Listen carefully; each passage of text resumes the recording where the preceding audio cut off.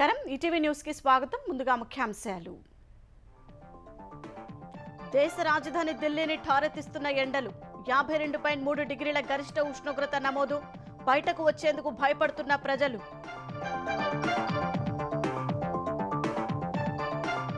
Phone tapping వ్యవహారంలో బయటకొచ్చిన మరిన్ని కొత్త అంశాలు. 1200 మంది ఫోన్లపై నిఘా పెట్టామని ప్రణీత్ రావు వాంగ్మూలం.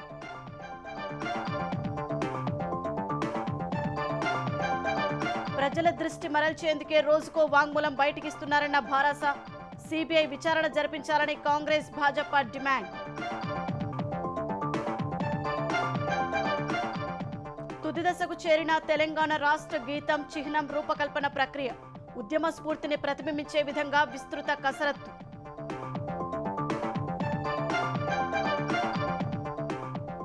ఓటమి భయంతో వైకాపా ఈసీ పోలీసులను విమర్శిస్తోందన్న చంద్రబాబు. పోస్టల్ బ్యాలెట్లపై జాగ్రత్తగా ఉండాలని శ్రేణులకు సూచన. పిన్నెల్లి అరాచకాలతో మాచర్ల ప్రజలు విసిగిపోయారన్న తెలుగుదేశం. జనంలో చైతన్యాన్ని చూసే రామకృష్ణారెడ్డి పారిపోయారని ఆక్షేపణ.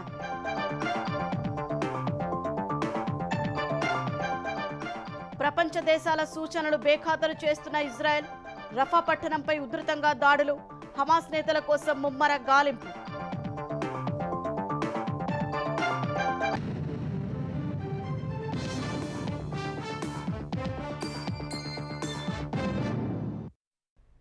దేశ రాజధాని ఢిల్లీ సహా ఉత్తరాదిని ఎండలు బెంబేలెత్తిస్తున్నాయి. చాలా ప్రాంతాల్లో రికార్డు స్థాయిలో గరిష్ట ఉష్ణోగ్రతలు నమోదవుతున్నాయి. ఢిల్లీ ముంగేష్పూర్ ప్రాంతంలో ఇవాళ దేశంలోనే అత్యధికంగా 52.3 డిగ్రీల గరిష్ట ఉష్ణోగ్రత నమోదైనట్లు అధికారులు తెలిపారు. నిన్నటితో పోలిస్తే 3 డిగ్రీల మేర ఉష్ణోగ్రతలు పెరిగినట్టు వివరించారు. ఢిల్లీ చరిత్రలోనే ఈ స్థాయిలో ఉష్ణోగ్రతలు నమోదవడం ఎప్పుడూ లేదని వాతావరణ శాఖ వెల్లడించింది. రాజస్థాన్ నుంచి వచ్చే వేడిగాలుల వల్ల ఢిల్లీ నగర శివారు ప్రాంతాలు ముంగేష్పూర్, నరేలా, నజాఫ్గఢ్లలో ఉష్ణోగ్రతలు పెరిగాయని ఐఎండీ అధికారులు స్పష్టం చేశారు. నిర్మానుష ప్రదేశాల్లో రేడియేషన్, సూర్యకాంతి నేరుగా పడే ప్రాంతాల్లో ఎండలు తీవ్రంగా ఉన్నట్లు పేర్కొన్నారు. మరోవైపు రాజస్థాన్, పంజాబ్, హర్యానా, చండీగఢ్, ఢిల్లీ, పశ్చిమ ఉత్తరప్రదేశ్, గుజరాత్తో సహా అనేక ప్రాంతాలకు భారత వాతావరణ శాఖ రెడ్ అలర్ట్ జారీ చేసింది. ఎండ తీవ్రత దృష్ట్యా అన్ని వయసుల వారు అనారోగ్యం, వడదెబ్బకు గురయ్యే అవకాశాలు ఎక్కువగా ఉన్నాయని తగు జాగ్రత్తలు తీసుకోవాలని సూచించింది. తెలంగాణలో మరోసారి ఎండలు మండిపోతున్నాయి. 3 జిల్లాల్లో 46 డిగ్రీల గరిష్ట ఉష్ణోగ్రతలు నమోదు కాగా మరో 7 జిల్లాల్లో 45 డిగ్రీలు రికార్డయింది. మంచిర్యాల, భద్రాద్రి, కొత్తగూడెం, కుమరంభీం జిల్లాలో 46, పెద్దపల్లి, ఆదిలాబాద్, నిర్మల్, జగిత్యాల, వరంగల్, నల్గొండ, జయశంకర్, భూపాలపల్లి జిల్లాల్లో కొన్ని చోట్ల 45 డిగ్రీల పగటి ఉష్ణోగ్రతలు రికార్డయ్యాయి. కరీంనగర్, ఖమ్మం, యాదాద్రి, భువనగిరి, కామారెడ్డి, నిజామాబాద్, ములుగు, మహబూబాబాద్, హన్మకొండ, సూర్యాపేట్, రాజన్న సిరిసిల్ల జిల్లాల్లో 44 డిగ్రీలు నమోదైంది. మిగతా జిల్లాల్లో 40 నుంచి 43 డిగ్రీల గరిష్ట ఉష్ణోగ్రతలు నమోదైనట్లు తెలంగాణ ప్రభుత్వం వెల్లడించింది. ఫోన్ ట్యాపింగ్ వ్యవహారంలో రోజుకో కొత్త విషయం వెలుగులోకి వస్తోంది. విచారణ సమయంలో నిందితుల నుంచి నమోదు చేసిన వాంగ్మూలాలను పోలీసులు వరుసగా బయటపెడుతున్నారు. ఇప్పటికే రాధాకిషన్ రావు, భుజంగరావు, తిరుపతన వాంగ్మూలాలు బయటికి రాగా తాజాగా ఎస్ఐబి మాజీ డీఎస్పీ ప్రణీత్ రావు వాంగ్మూలంలో వెల్లడించిన విషయాలను పోలీసులు బయటపెట్టారు. వాంగ్మూలం ప్రకారం సుమారు 1200 మంది ఫోన్లను ట్యాప్ చేసినట్లు ప్రణీత్ రావు అంగీకరించారు. ప్రధానంగా ప్రతిపక్ష నేతలపై నిఘా పెట్టామని, వారికి వెళ్లే డబ్బును అడ్డగించి పట్టుకున్నట్లు తెలిపారు. నేతలు, జడ్జీలు, స్థిరాస్తి వ్యాపారుల ఫోన్లు ట్యాప్ చేసినట్లు అంగీకరించారు. కన్వర్జెన్స్ ఇన్నోవేషన్ ల్యాబ్ సాఫ్ట్వేర్ సాయంతో ట్యాపింగ్కు పాల్పడినట్టు ప్రణీత్ రావు తెలిపారు. ఫోన్ ట్యాపింగ్ పర్యవేక్షణ కోసం 17 కంప్యూటర్లను వినియోగించామని, 56 మంది ఎస్ఓటీ సిబ్బందిని ఏర్పాటు చేసినట్లు వెల్లడించారు. కాంగ్రెస్ అధికారంలోకి వచ్చాక ట్యాపింగ్ ఆపేయాలని ప్రభాకర్ రావు నుంచి ఆదేశాలు అందినట్లు చెప్పారు. ఆయన రాజీనామా చేసే ముందు రికార్డులన్నీ ధ్వంసం చేయాలని సూచించినట్లు తెలిపారు. రికార్డులు ధ్వంసం చేసి కొత్త వాటిని అమర్చామని చెప్పారు. ధ్వంసం చేసిన ఆధారాలను నాగోల్, ముసరంబాగ్ వద్ద మూసీ నదిలో పడేసినట్లు ప్రణీత్ రావు వెల్లడించారు. సిడిఆర్, ఐడిపిఆర్ డేటా మొత్తం కాల్ చేస్తున్నట్లు చెప్పారు. ఫార్మాట్ చేసిన ఫోన్లు, పెన్డ్రైవ్లను బేగంపేట నాలాలో పడేసినట్లు ప్రణీత్ రావు వాంగ్మూలంలో వెల్లడించారు. కాంగ్రెస్ ప్రభుత్వ వైఫల్యాలు తెరపైకి వచ్చినప్పుడల్లా ప్రజల దృష్టి మళ్లించేందుకు ఫోన్ ట్యాపింగ్ అంటూ లీకులు ఇస్తున్నారని మాజీ మంత్రి సింగిరెడ్డి నిరంజన్ రెడ్డి ఎద్దేవా చేశారు. ఫోన్ ట్యాపింగ్ అంశం లీగల్ సెన్స్ లేని నాన్ సెన్స్ అన్నారు. ఉద్యమ సమయంలో కేసీఆర్ ఫోన్లను ట్యాప్ చేసినట్లు తెలిసినా సిల్లీ ఇష్యూగా పక్కన పెట్టామని చెప్పారు. ఫోన్ ట్యాపింగ్పై ఇప్పటివరకు మంత్రులు, పోలీసు అధికారులు ఎవరూ అధికారికంగా వివరాలు వెల్లడించలేదని పోలీసు అధికారి, విచారణ అధికారి ఇచ్చిన వాంగ్మూలం ఆధారంగా నేరం మోపలేరని అన్నారు. అభియోగాలు ఎప్పుడూ చట్టపరిధిలో అంగీకరించబడవని పేర్కొన్నారు.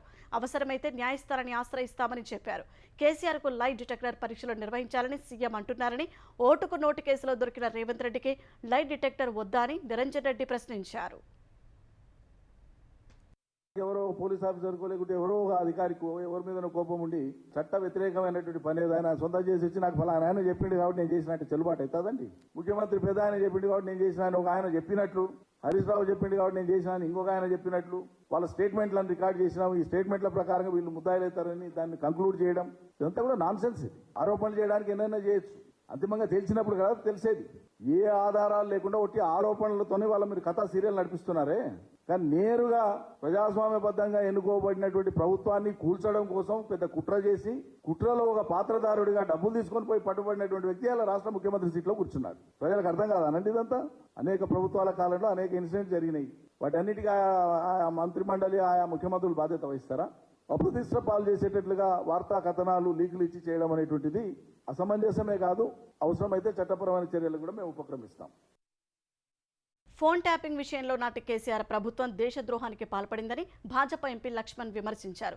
ఢిల్లీలో మీడియాతో మాట్లాడిన ఆయన వ్యక్తిగత స్వేచ్ఛను హరించే హక్కు కేసీఆర్ ప్రభుత్వానికి ఎవరిచ్చారని ప్రశ్నించారు. ఫోన్ ట్యాపింగ్పై రేవంత్ సర్కారు ఎందుకు మెతక వైఖరి ప్రదర్శిస్తోందని లక్ష్మణ్ నిలదీశారు. కాంగ్రెస్ పెద్దల ఒత్తిడితో కేసును నీరుగార్చవద్దని లక్ష్మణ్ డిమాండ్ చేశారు.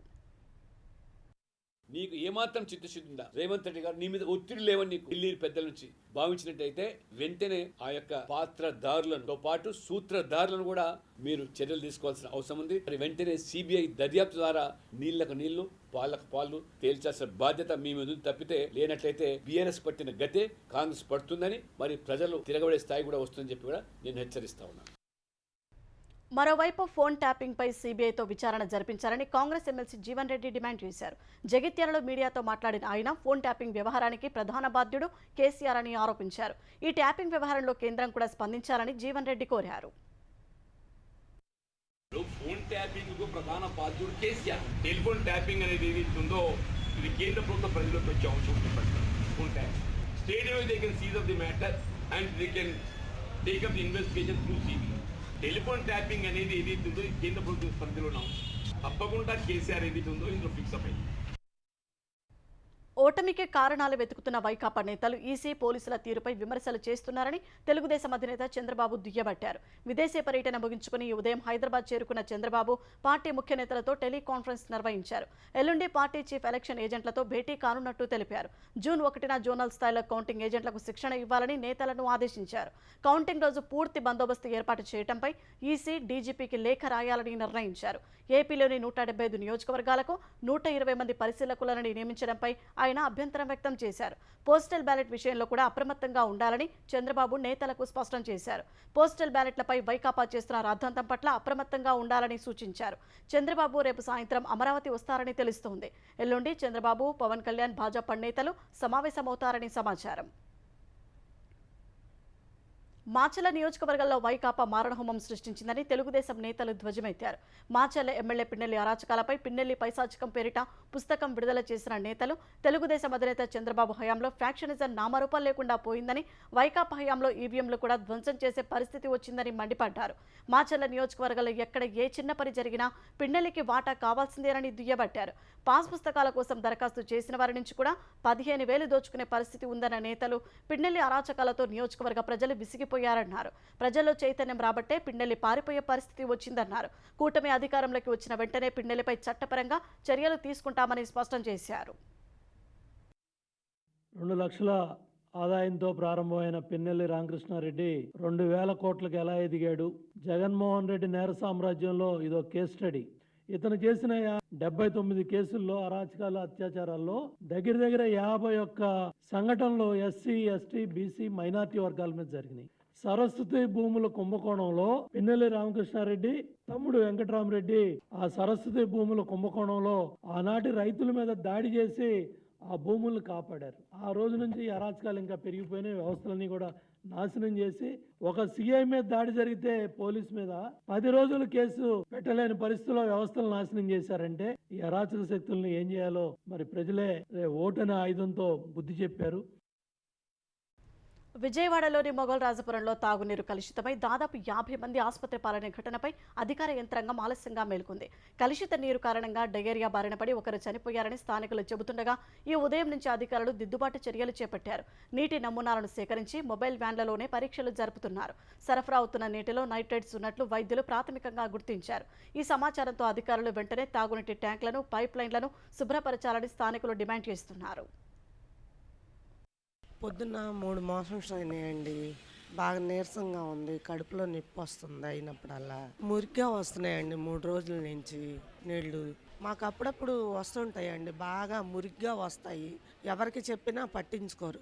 విజయవాడ నగరంలో పలు చోట్ల కూడా యూజీడీ కనెక్షన్స్ వచ్చి సైడ్ డ్రైన్స్లో కలుపుతున్నారు. ఈ సైడ్ డ్రైన్స్లో కలపడం వలన ఏదైనా మోటార్ వేసుకుంటే ఎవరైనా సరే ఈ డ్రైన్ వాటర్ కూడా కలిసి పొల్యూషన్ అవుతుంది. దాదాపు వీళ్ళు చెప్పడం అయితే దుర్గారావు అని ఒక అతను చనిపోయాడని చెప్తున్నాడు. ఇప్పుడు ఇంకా 2-3 చెప్తున్నారు. కళ్యాణ్ అని అతను చనిపోయారు, ఇందిరా అని చనిపోయింది అని చెప్తున్నారు. ఈ ఒక్క ఏరియానే కాదండి, విజయవాడ నగరంలో ఎక్కడ చూసినా పలు డివిజన్లో 8వ డివిజన్లో కూడా పొల్యూటెడ్ వాటర్ వస్తున్నాయని గతంలో నేను కమిషనర్ కంప్లైంట్ చేస్తే ఇక్కడ తవ్వి బాగు చేయడం అనేది జరుగుతుంది. వాటర్ ట్యాంకులు క్లీన్ చేయాలి, ఎక్కడైతే ప్రాబ్లం ఉందో ఆ ప్రాబ్లం రెక్టిఫై చేయాలని మేము కోరుకుంటున్నామండి. ఆంధ్రప్రదేశ్లో సామాజిక భద్రతా పింఛన్ల సొమ్మును ప్రభుత్వం విడుదల చేసింది. 65,30,808 మంది పింఛనర్ల కోసం 1939 కోట్ల 35 లక్షల రూపాయలను విడుదల చేసింది. 47,74,733 మంది బ్యాంకు ఖాతాలకు జూన్ 1న పింఛన్ సొమ్ము జమ చేయనున్నట్లు ప్రభుత్వం తెలిపింది. మిగతా లబ్ధిదారులకు జూన్ 1 నుంచి 5వ తేదీ మధ్య ఇంటింటికి వెళ్లి పింఛన్లు పంపిణీ చేయనున్నట్లు వివరించింది. 17,56,105 మందికి జూన్ 1 నుంచి 5 వరకు ఇంటి వద్దే పింఛన్ల పంపిణీ చేయనున్నట్లు తెలిపింది. పింఛన్ల పంపిణీలో ఎన్నికల నియమావళి పాటించాలని కలెక్టర్లకు ఆదేశాలు జారీ చేసింది. తెలంగాణ రాష్ట్ర చిహ్నం తుదిరూపు సిద్ధమైంది. పోరాటం త్యాగాల్ని ప్రతిబింబించేలా రాష్ట్ర చిహ్నం ఉంటుందని ప్రభుత్వ వర్గాలు తెలిపాయి. కళాకారుడు రుద్ర రాజేశం రూపొందించిన చిహ్నంపై సీఎం రేవంత్ రెడ్డి సమీక్ష నిర్వహించారు. ప్రస్తుత చిహ్నంలో రాచరికం గుర్తులు ఉన్నందున ప్రజాస్వామ్యం, ఉద్యమ స్ఫూర్తిని ప్రతిబింబించేలా రూపొందించినట్లు ప్రభుత్వ వర్గాలు చెబుతున్నాయి. కొత్త చిహ్నం కోసం 12 నమూనాలు తయారు చేయించారు. కొత్త చిహ్నంపై ఇటీవల సిపిఐ, సిపిఎం నేతలతో పాటు ఉద్యమకారులు, పార్టీ నేతలు, కొందరు అధికారులతోనూ సీఎం చర్చించారు. ప్రస్తుత చిహ్నంలోని కాకతీయ తోరణాన్ని తొలగించాలని భావిస్తున్నట్లు తెలుస్తోంది. అయితే అంతర్జాతీయంగా గుర్తింపు ఉన్న చార్మినార్, 3 సింహాలు, జాతీయ జెండాలోని 3 రంగులను కొనసాగిస్తూనే పోరాటం త్యాగాలను ప్రతిబింబించేలా మరో గుర్తు పెట్టాలని పలువురు సూచించినట్లు సమాచారం. 2 రోజుల క్రితం రుద్ర రాజేశంతో చర్చించిన సీఎం కొన్ని మార్పులను సూచించారు. ఇవాళ తుది రూపంపై సీఎం సమీక్షించారు. తెలంగాణ రాష్ట్ర అధికార గీతం జయ జయ హే రూపకల్పన తుది దశకు చేరుకుంది. తుది మెరుగులపై సమీక్షించిన సీఎం రేవంత్ రెడ్డి, ఉప ముఖ్యమంత్రి భట్టి విక్రమార్క గీతం నిడివి, స్వరకల్పన, గాయకులను ఖరారు చేశారు.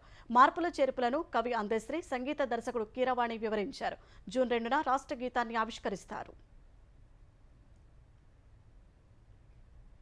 తెలంగాణలో ఎక్కడ విత్తనాలు, రసాయన ఎరువుల కొరత లేదని వ్యవసాయ శాఖ మంత్రి తుమ్మల నాగేశ్వరరావు అన్నారు. సచివాలయంలో మీడియాతో చిట్చాట్ నిర్వహించిన మంత్రి ఎవరో సృష్టించిన అపోహలకు రైతులు గురి కావద్దని సూచించారు. విపక్షాలు రైతులతో చెలగాటం ఆడవద్దన్నారు. గత 5 నెలలుగా విద్యుత్, సాగునీరుపై రాజకీయం చేశారని, ఫలితాలు రాలేదని ధ్వజమెత్తారు. ఎన్నికల కోడ్ అమల్లో ఉన్న ఈసీ అనుమతి తీసుకుని ఖరీఫ్ ముందస్తు ఏర్పాట్లు చేశామన్నారు. విత్తనాల కోసం ఎక్కడా తొక్కిసలాట జరగలేదని, రైతులపై లాఠీ చార్జీ జరగలేదని స్పష్టం చేశారు. రాజకీయ లబ్ధి పొందాలని విపక్షాలు రైతులను తప్పుదోవ పట్టిస్తే నమ్మవద్దని తుమ్మల సూచించారు. నకిలీ మద్యం కంపెనీ అయిన సోమ్ డిస్టిలరీస్కు తెలంగాణలో కాంగ్రెస్ ప్రభుత్వం మద్యం అమ్మకాలకు అనుమతులు ఇచ్చిన వ్యవహారంపై సిట్టింగ్ జడ్జితో విచారణ జరపాలని భారత నేత మన్నె క్రిషాంక్ డిమాండ్ చేశారు. విచారణను ప్రభావితం చేయకుండా ఎక్సైజ్ శాఖ మంత్రి జూపల్లి కృష్ణారావును మంత్రివర్గం నుంచి బర్తరఫ్ చేయాలని కోరారు. రాష్ట్రంలో కొత్తగా వ్యాపారం చేయడానికి ఎలాంటి మద్యం కంపెనీలు ప్రతిపాదనలు పెట్టలేదని ఈ నెల 21న మంత్రి జూపల్లి చెప్పారని, ఆ అబద్ధాన్ని బహిర్గతం చేస్తూ సోమ్ డిస్టిలరీస్కు అనుమతులు ఇచ్చినట్లు తాము బయటపెట్టామని తెలిపారు. తర్వాత సోమ్ డిస్టిలరీస్కు అనుమతులు ఇవ్వడం వాస్తవమేనని మంత్రి జూపల్లి నిన్న తన ప్రకటనలో ఒప్పుకున్నారని చెప్పారు. కానీ కార్పొరేషన్ వారు అనుమతులు ఇచ్చారని తనకు సమాచారం లేదని ప్రకటనలో మంత్రి చెప్పడం హాస్యాస్పదమని క్రిషాంక్ ఆక్షేపించారు. మధ్యప్రదేశ్లో నకిలీ మద్యం సేవించి 24 మంది చనిపోయినప్పుడు సోమ్ డిస్టిలరీస్కు చెందిన 20 స్పిరిట్ రిసివరీ ట్యాంకులను సీల్ చేసినట్టు క్రిషాంక్ గుర్తు చేశారు. అది తెలియకుండానే అనుమతులు ఇచ్చారని ప్రశ్నించారు. నకిలీ మద్యంతో ప్రజల ఆరోగ్యానికి ఇబ్బందులు కలిగితే ఎవరు బాధ్యత తీసుకుంటారని క్రిషాంక్ నిలదీశారు. ఈ సోమ్ డిస్టిలరీస్ అనే సంస్థకు మంత్రి జూపల్లి కృష్ణారావు వకాల్తా పుచ్చుకొని ఇది చాలా గొప్ప సంస్థ, దేశంలో ఎన్నో చోట్లు చేస్తుంది అని దాని గురించి మాట్లాడుతున్నారు. కాంగ్రెస్ మంత్రికి కమిషన్ దక్కిందా, అందిందా? సిట్టింగ్ జడ్జి తోని న్యాయ విచారణ చేపట్టాలి. మరి ఎట్లా ఒక నకిలీ మద్యం సంస్థ ఇక్కడికి వచ్చి వ్యాపారాన్ని చేయబోతున్నది అని నిష్పాక్షికంగా విచారణ జరగాలంటే జూపల్లి కృష్ణారావు గారు తప్పుకోవాలి. సీఎం రేవంత్ రెడ్డి గారే డైరెక్ట్ గా డీల్ చేసిరా మాకు అనుమానం వస్తున్నది. కాబట్టి ఎలా చర్యలు తీసుకుంటారో అప్పటి వరకు సోమ్ డిస్టిలరీస్ అనే నకిలీ మద్యం సంస్థ ఇక్కడ వ్యాపారాలు చేయకుండా నిలిపివేయాలని డిమాండ్ చేస్తున్నాం. భూమి, ఆస్తులు, విద్యుత్, తాగునీరు, వైద్యారోగ్యం, విద్యాశాఖలకు సంబంధించిన అంశాలపై చర్యల నివేదికను నీతి ఆయోగ్కు అందించాల్సి ఉందని ఆంధ్రప్రదేశ్ ప్రభుత్వ ప్రధాన కార్యదర్శి జవహర్రెడ్డి అన్నారు. 5 శాఖలకు సంబంధించి నీతి ఆయోగ్ ప్రాజెక్టులపై ఉన్నతాధికారులతో సీఎస్ సమీక్ష నిర్వహించారు. గతేడాది డిసెంబర్లో జరిగిన ప్రభుత్వ ప్రధాన కార్యదర్శుల సమావేశంలో తీసుకున్న నిర్ణయాలను త్వరితగతిన అమలు చేయాల్సిందిగా సీఎస్ సూచనలు ఇచ్చారు. జూలై మాసంలో నీతి ఆయోగ్ గవర్నింగ్ కౌన్సిల్ సమావేశం జరగనున్న దృష్ట్యా 117 అంశాలపై చర్యలు చేపట్టాల్సిందిగా అధికారులను ఆదేశించారు. తాగునీటికి సంబంధించిన అంశాలను పాఠ్యాంశాల్లో ఒక అధ్యాయంగా పెట్టాల్సిన అవసరం ఉందని, తద్వారా విద్యార్థి దశ నుంచి నీటి పొదుపుపై అవగాహన పెరుగుతుందని సీఎస్ స్పష్టం చేశారు. అలాగే తాగునీటి వనరుల్ని జియో ట్యాగింగ్ చేసి వాటిని సంరక్షించే అంశంపై కూడా చర్యలు చేపట్టాల్సి ఉందన్నారు. పగటి సమయంలో సౌర విద్యుత్ ద్వారా గ్రామాలకు రక్షిత మంచినీటి పథకాల ద్వారా నీటి సరఫరా కార్యక్రమాన్ని చేపట్టే అంశాన్ని కూడా త్వరితగతిన ముందుకు తీసుకెళ్లాలని ఆదేశాలిచ్చారు. విధి నిర్వహణలో ఉన్న ఆర్టీసీ డ్రైవర్పై గంజాయి ముఠా దాడి చేసిన ఘటన విజయవాడలో జరిగింది. గవర్నర్పేట డిపోకు చెందిన డ్రైవర్ సిహెచ్ రావుపై మంగళవారం రాత్రి అల్లరి మొక్కలు దాడి చేశాయి. ఆర్టీసీ కార్గో వాహనాన్ని వరంగల్ నుంచి విజయవాడకు తీసుకొస్తుండగా ఇబ్రహీంపట్నం కూడలి దాటాక ఈ దాడి జరిగింది. కార్గో వాహనాన్ని వెంబడించి కారు అడ్డం పెట్టి మరీ డ్రైవర్పై రౌడీ మొక్కలు విచక్షణారహితంగా దాడి చేశాయి. వాహనంలోకి ప్రవేశించి పదునైన ఆయుధాలతో డ్రైవర్ తలపై పొడిచారు. డ్రైవర్ సిహెచ్ రావు తలకు, చేతులపై తీవ్రంగా గాయాలయ్యాయి. తొలుత విద్యాధరపురంలోని ఆర్టీసీ ఆసుపత్రికి డ్రైవర్ రావును తరలించి చికిత్స అందించారు. పరిస్థితి విషమంగా ఉండటంతో మెరుగైన చికిత్స కోసం విజయవాడ ప్రభుత్వ ఆసుపత్రికి తరలించి తలకు శస్త్రచికిత్స చేశారు. ఇబ్రహీంపట్నం కూడలి వద్ద గంజాయి బ్యాచ్ ఇటీవల పలువురిపై దాడికి పాల్పడినట్లు స్థానికులు చెబుతున్నారు. బాపట్ల జిల్లా నల్లమడవాగులో 4 యువకులు గల్లంతవగా 2 మృతదేహాలు బయటపడ్డాయి. హైదరాబాద్ కూకట్పల్లికి చెందిన యువకులు పొండూరు మండలం మునిపల్లెలో బంధువుల ఇంటికి వచ్చారు. అక్కడి నుంచి 12 మంది కలిసి బాపట్ల సమీపంలోని సూర్యలంక సముద్ర తీరానికి బయలుదేరారు. మార్గ మధ్యలో నల్లమడ కాలువ వద్ద ఆగి 2 యువకులు అందులోకి దిగారు. వారు కేకలు వేగా మరో 4 కాపాడేందుకు కాలువలోకి దిగారు. 2 వెంటనే ఒడ్డుకు చేరుకోగా 4 ఇది తెలిసి నల్లమడ కాలువ వద్దకు చేరుకున్న బాపట్ల పోలీసులు స్థానిక మత్స్యకారులతో కలిసి గాలింపు చేపట్టారు. సునీల్, ఆయన కుమారుడు సన్నీ మృతదేహాలు వెలికి తీశారు. కిరణ్, నందు అనే 2 కోసం గాలింపు కొనసాగుతోంది. తెలంగాణలో ప్రజాభవన్ నాంపల్లి కోర్టులకు బాంబు బెదిరింపు ఫోన్ కాల్ చేసిన వ్యక్తిని హైదరాబాద్ టాస్క్ ఫోర్స్ పోలీసులు అదుపులోకి తీసుకున్నారు. చిక్కడపల్లికి చెందిన శివకుమార్ అనే వ్యక్తి మద్యం సేవించి నిన్న ఉదయం డయల్ 100కు ఫోన్ చేశారు. పంజాగుట్టలోని ప్రజాభవన్లో నాంపల్లిలోని కోర్టులో బాంబు పెట్టామని, కాసేపట్లో పేలుతాయని ఫోన్లో హెచ్చరించారు. నిందితుడి హెచ్చరికలతో అప్రమత్తమైన పోలీసులు ప్రజాభవన్ నాంపల్లి కోర్టులో సోదాలు నిర్వహించి బాంబులు లేవని ఆకతాయి చేసిన ఫోన్ కాల్ తెచ్చారు. తర్వాత డయల్ 100కి వచ్చిన ఫోన్ నంబర్ ఆధారంగా నిందితుడిని అదుపులోకి తీసుకుని నాంపల్లి పోలీసులకు అప్పగించారు. భార్యతో గొడవపడి మద్యానికి బానిసై డిప్రెషన్లో ఫోన్ చేశానని నిందితుడు పోలీసులకు తెలిపాడు. శివకుమార్ గతంలో ద్విచక్ర వాహనాల దొంగతనం చేసిన కేసులో నిందితుడిగా ఉన్నట్లు పోలీసులు చెప్పారు. హమాస్ ఆధీనంలోని రఫా పట్టణంలో తక్షణం దాడులు ఆపాలని ప్రపంచ దేశాలని కోరుతున్నా ఇజ్రాయెల్ ఏమాత్రం పట్టించుకోవటం లేదు. అదనపు బలగాలను మోహరించి దాడులను మరింత ఉధృతం చేసింది. ఇజ్రాయెల్ సేనలు జరుపుతున్న క్షిపణి, రాకెట్ దాడులతో రఫా పట్టణంలో పొగలు ఎగిసిపడుతున్నాయి. హమాస్ కీలక నేతల లక్ష్యంగా రఫా పట్టణాన్ని జల్లెడపడుతోంది. మొత్తం 4 బ్రిగేడ్ల ఇజ్రాయెల్ సైనికులు 30-40% భూభాగాన్ని ఆధీనంలోకి తీసుకున్నట్లు ఇజ్రాయెల్ మీడియా వెల్లడించింది. సెంట్రల్ రఫాలో ప్రవేశించిన ఇజ్రాయెల్ సేనలు వేర్వేరు ప్రాంతాల్లో దాడులు కొనసాగిస్తున్నట్లు పాలస్తీనా అధికారిక వార్తా ఏజెన్సీ తెలిపింది. రఫా పట్టణంలో తలదాచుకుంటున్న పాలస్తీనా ప్రజలు ఖాన్ యూనిస్ ఇతర ప్రాంతాలకు వెళ్తున్నట్లు పాలస్తీనా మీడియా తెలిపింది.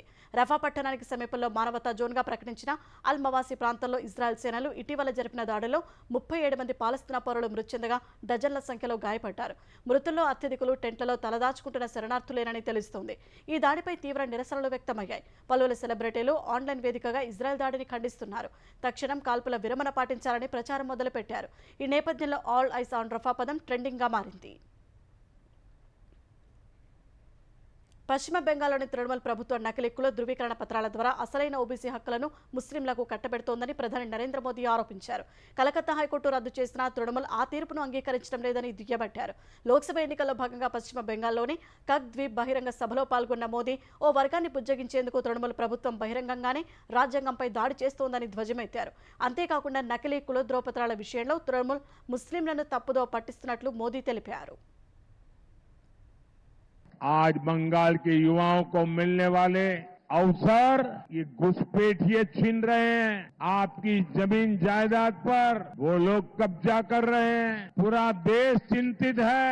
बंगाल के सीमावर्ती इलाकों में डेमोग्राफी बदली गई है।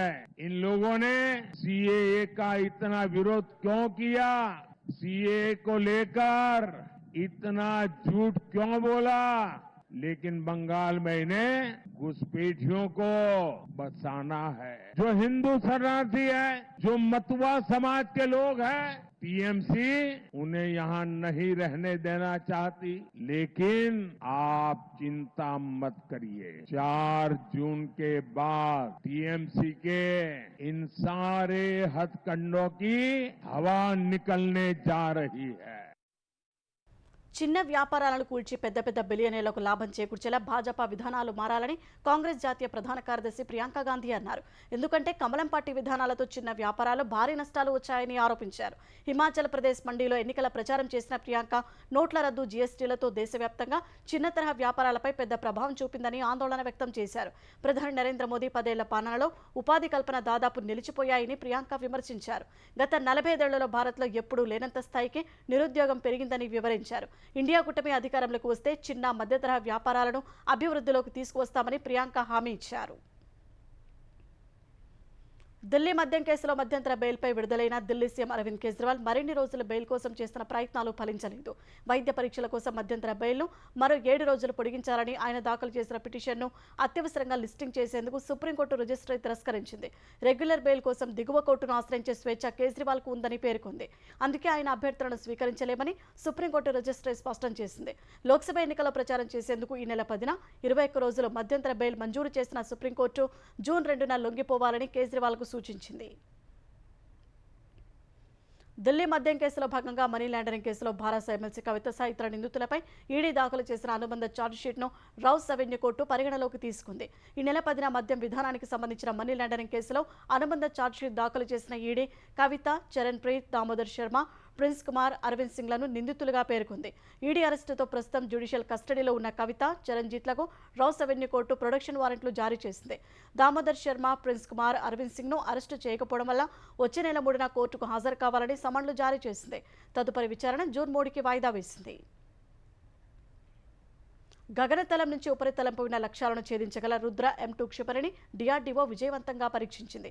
ఒడిశాలోని తీర ప్రాంతం నుంచి వాయుసేనకు చెందిన సుఖోయ్ యుద్ధ విమానం నుంచి ఈ క్షిపణిని ప్రయోగించినట్లు DRDO తెలిపింది. తాము నిర్దేశించిన అన్ని లక్ష్యాలను క్షిపణి ఛేదించిందని పేర్కొంది. ఒడిశా చాందీపూర్లో ఉన్న ఇంటిగ్రేటెడ్ టెస్ట్ రేంజ్తో పాటు వేర్వేరు ప్రాంతాల్లో ఉన్న రాడార్లు, telemetry stations, electro optical systems ద్వారా క్షిపణి గమనాన్ని ట్రాక్ చేశామని వెల్లడించింది. శత్రువు శిబిరాలను ధ్వంసం చేసే రుద్ర M2 క్షిపణిని DRDO దేశీయంగా అభివృద్ధి చేసింది. లోక్సభ ఎన్నికల ఫలితాలకు ముందు మదుపరులు ఆచితూచి వ్యవహరించడం సహా అంతర్జాతీయ మార్కెట్ల నుంచి ప్రతికూల సంకేతాలతో దేశీయ స్టాక్ మార్కెట్లు వరుసగా 4వ సెషన్లో నష్టాలు చవిచూశాయి.